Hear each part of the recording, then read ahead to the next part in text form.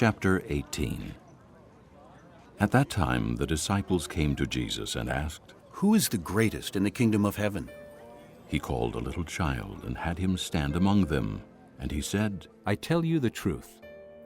Unless you change and become like little children, you will never enter the kingdom of heaven. Therefore, whoever humbles himself like this child is the greatest in the kingdom of heaven. And whoever welcomes a little child like this in my name welcomes me.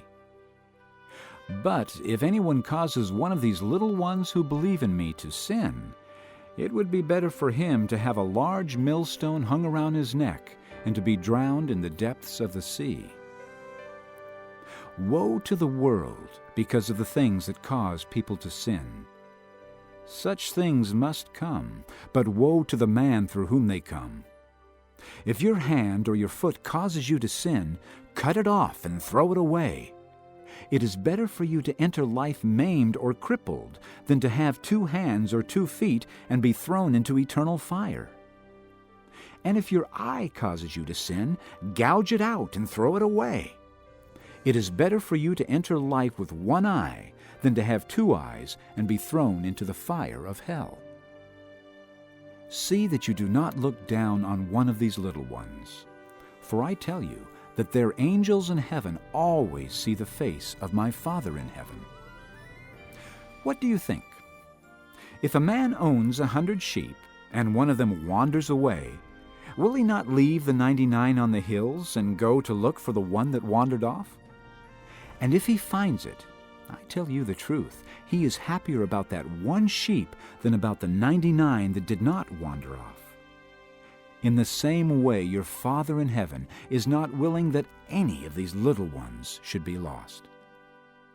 If your brother sins against you, go and show him his fault, just between the 2 of you. If he listens to you, you have won your brother over. But if he will not listen, take 1 or 2 others along, so that every matter may be established by the testimony of 2 or 3 witnesses. If he refuses to listen to them, tell it to the church. And if he refuses to listen even to the church, treat him as you would a pagan or a tax collector. I tell you the truth. Whatever you bind on earth will be bound in heaven, and whatever you loose on earth will be loosed in heaven. Again, I tell you that if 2 of you on earth agree about anything you ask for, it will be done for you by my Father in heaven. For where 2 or 3 come together in my name, there am I with them." Then Peter came to Jesus and asked, "Lord, how many times shall I forgive my brother when he sins against me? Up to 7 times?" Jesus answered, I tell you, not 7 times, but 77 times. Therefore, the kingdom of heaven is like a king who wanted to settle accounts with his servants. As he began the settlement, a man who owed him 10,000 talents was brought to him. Since he was not able to pay, the master ordered that he and his wife and his children and all that he had be sold to repay the debt. The servant fell on his knees before him. "Be patient with me," he begged, "and I will pay back everything."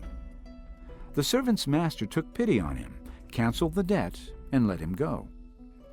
But when that servant went out, he found one of his fellow servants who owed him 100 denarii. He grabbed him and began to choke him. "Pay back what you owe me," he demanded. His fellow servant fell to his knees and begged him, "Be patient with me, and I will pay you back." But he refused. Instead, he went off and had the man thrown into prison until he could pay the debt. When the other servants saw what had happened, they were greatly distressed and went and told their master everything that had happened. Then the master called the servant in. "You wicked servant," he said, "I canceled all that debt of yours because you begged me to. Shouldn't you have had mercy on your fellow servant just as I had on you?" In anger, his master turned him over to the jailers to be tortured until he should pay back all he owed.